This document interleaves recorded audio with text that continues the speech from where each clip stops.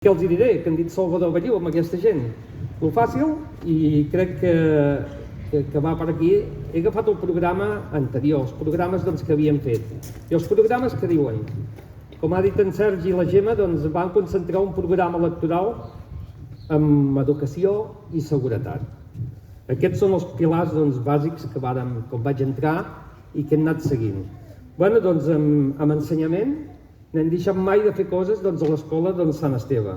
L'escola Benaula, una escola amb barracons, portàvem 9 anys, em sembla, amb barracons, perdó, 9 anys, a l'institut 16 anys, ara tenim escola, tenim institut, hem fet una escola de música, a més, ara farem el centre cultural, el que en diguem la biblioteca, un gran edifici que ja tenim els cèntims, i com ha dit en Sergi, d'alguna manera tenir els cèntims és el tenir tot.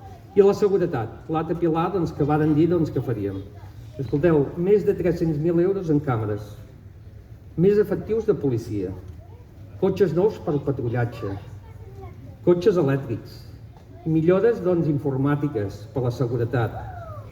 De fet, la seguretat 100% no hi és mai, però aquesta visió la continuem tinguent de potenciar la seguretat.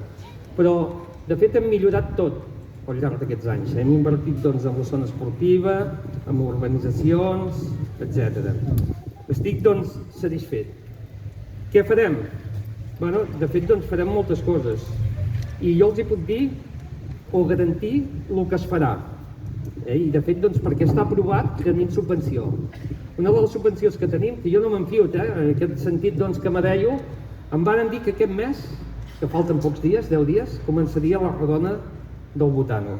Jo estic segur que el dia 31 haurem de començar a despenjar el telèfon, perquè havia de començar l'estiu passat, però ara sí que va venir el conseller, ho varen firmar, etc.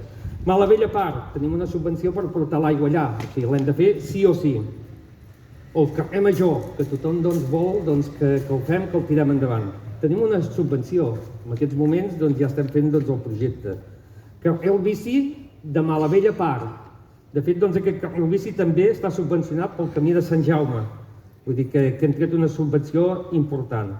Les depuradores de Can Carbonell, que també estem tinguent algun problema, aquestes coses que no es veuen però que hi són, més de 2 milions d'euros. A Can Solà també estan lluitant per la depuradora nova.